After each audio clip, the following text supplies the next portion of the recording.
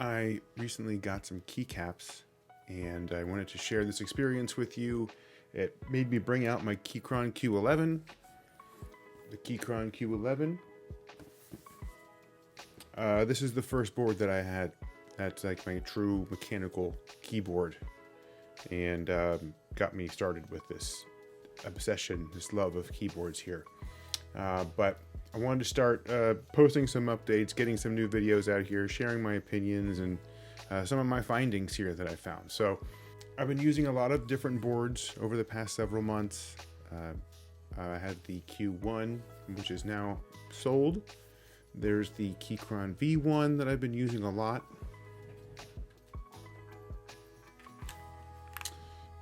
Here's my V1. I use this pretty much all the time.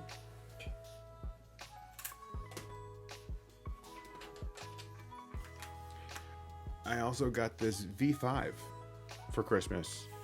Bought it for myself for Christmas, but really I bought it for my coworker Dana. Kind of messing with this and fixing all of the stabilizers, and I think I'm gonna set this up with the other keycap set that I got today for her, but she can keep these as well. Anyway, I digress. One of the things that I wanted to talk about today is how my tastes have changed, and the things that I've decided that I really like about mechanical keyboards. So the first thing, I've learned that I like a certain type of switch, and that switch is a tactile switch that has some feedback. That might not make a lot of sense to a lot of people. I'll try and explain and show you in better detail how these switches kind of change the way that this works. I like the tactile switch because it provides a little bit more feedback as you're pressing down on the key, and also it's harder to accidentally press a key when you have more of a tactile switch. It requires more force, so you can't accidentally press a key down when you're doing something, which is a common thing when you've got big fingers. So that's another reason why I like tactile switches. It just cuts down on my mistakes a little bit more. So something else that I've noticed is I like a certain layout, right? Here on the Q11, obviously this is a little bit different because it's split, but this is a 75% layout, and it's got your main keys here. It's got your function row up top, a few random keys on the side. These dials are awesome. The knobs allow you to control the volume of your computer, but you can also program them to zoom in or out, or scrub through a timeline to do different things. And then all these 5 macro keys do something special too. It just matters a matter of whatever you want it to do. I've noticed that I like the 75% layout the most. It's got everything you need. It's fairly compact, doesn't take up a lot of space on your desk, and it's very practical. I also really like this ACR Top 40. This is a 40% board. This board is not practical, but I really like it. I like the size of it. I like the way that it feels when I'm typing on it, and I like that I had to go on a mission to find the best keycaps to fit this and actually say the thing that they do. To find a backspace this size and an enter this size is not very common. So I had to actually get the Acco set. And then today, when I opened up this Ember Set that I got from NovelKeys for $15, I found that they've got all the keys that I need to outfit this Top 40 as well. It's got the small backspace, the small enter key, the smaller tab, everything you need. No other keycap set that I've had has that. Moving on to keycaps, it's a perfect segue. That's the next thing I wanted to talk about.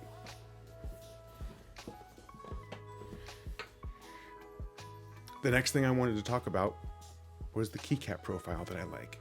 And that is this, the cherry profile. This is my #1 favorite profile of keycap set to use. For a couple of reasons. Reason number one, they're everywhere. It's easy to find, so you can really kind of choose what you want. But I found that I type the best when I'm using a cherry profile. I don't know why, but my fingers respond best to this. My second favorite is the Keychron KSA profile. I'll show a screenshot of the KSAs here. They're really similar to the MT3. They're just a really, really tall keycap, and they cradle your finger, and I love that. So those are the two kinds of keycap profile that I prefer. I've just found that my fingers respond best to those keycap profiles. I want to talk about this Ember Set here. This is really what got me started to make this video. This Ember Set's really cool. Again, I got it for $15. It has these accent keys, and enter, arrow, escape, and a space bar, but this is a split space bar. They don't have accent for the split space bar in this set. I like the rounded Arial font on the actual keys. I like that I was able to find 5 random keys that actually fit the profile on these macro keys, and they're all kind of fun, different keys to put on here.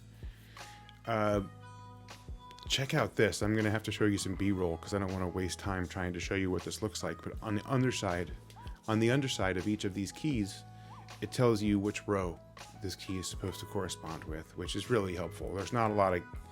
There are a couple keycap sets that I have that do say that, and you can look at it, you can figure out where a keycap is supposed to go, but to be able to turn it over and see R4 on the bottom, or R3 or R1, and just know, boom, that goes in that row, that's really helpful when you're trying to find these random keycaps to go in this row right here.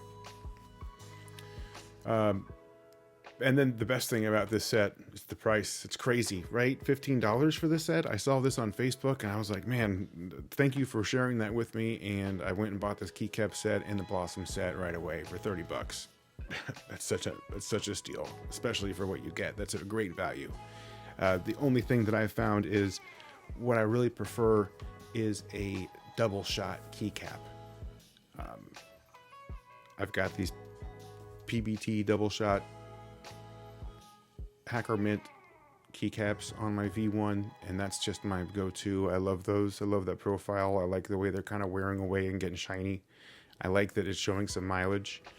So that's kind of my go-to set, but these dye sublimated keys are okay.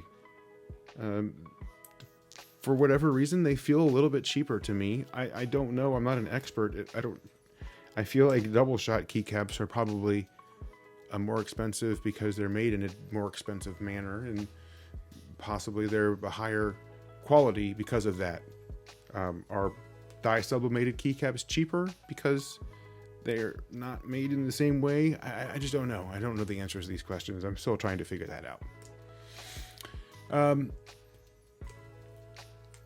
Another thing that I figured out, I like more of a high profile board versus a low profile board. This is the keyboard that really kind of got it all started here for me. This is the Keychron K7. It is just a really simple 60% board that I take on trips with me and travel with. It got me really going down the old rabbit hole and finding the keyboard that I like the best. But I like the higher profile boards, especially the V series and the Q Pro series and the Q series. Kristen pinpointed this for me. I like to tinker.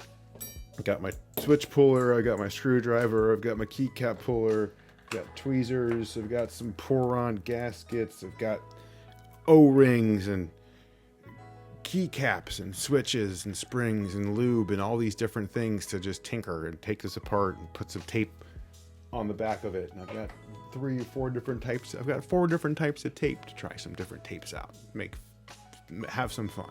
Figure out what I like the best. So that's really kind of my jam, is just taking things apart, playing with them, making it a little bit better, making it my own, putting it back together, and then being able to use that thing. I love that. That's why I'm really kind of crazy about these keyboards now, is that I can do that and have fun and create and tinker. I like to tinker. So I want to kind of close out with my final thoughts of this Q11.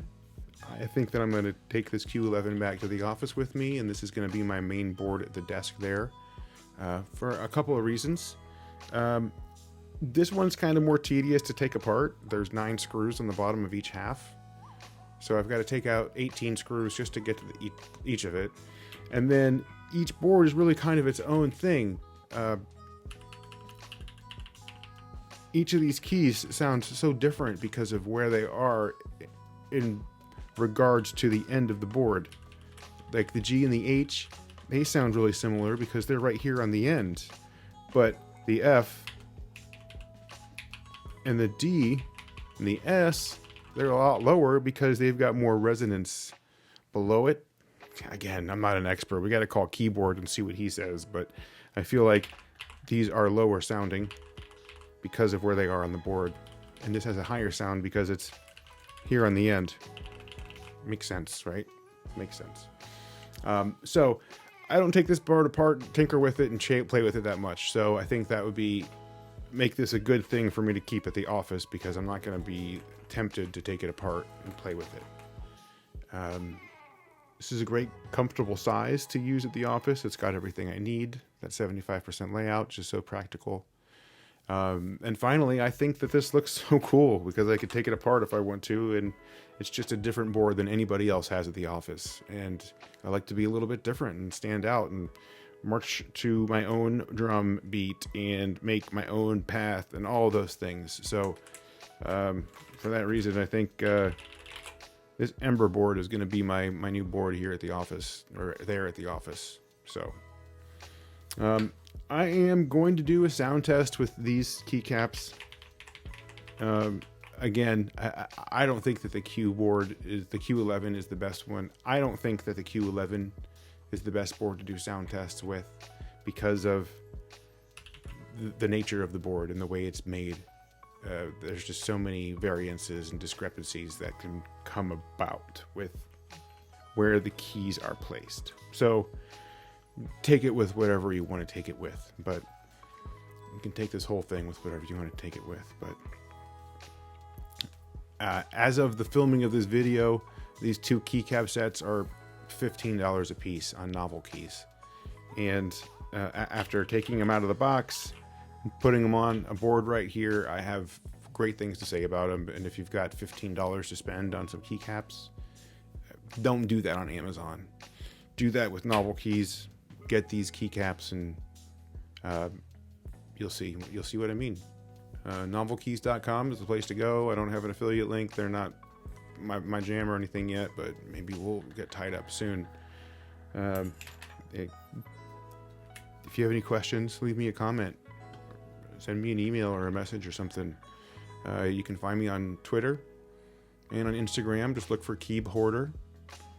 I've got my links in my bio. And I'm going to keep pumping out content like this. I'm not an expert, but I do have opinions that I want to share and feelings that I feel other people might have. And I like to sit around and watch keyboard videos myself. And sometimes I want to watch people talk. Sometimes I want to hear people talk about their stuff and not just subtitles as somebody builds something. So I'm going to put out the content that I want to see. Hopefully that works for you guys. If there's something else you'd like to see, let me know. I am very responsive and receptive to your feedback, so I do appreciate that. Feedback is a gift, so give me that gift if you get the chance. Thanks for hanging out. I will see you guys in the next video, probably when we talk about the Keychron V5. Take it easy. Have a good night.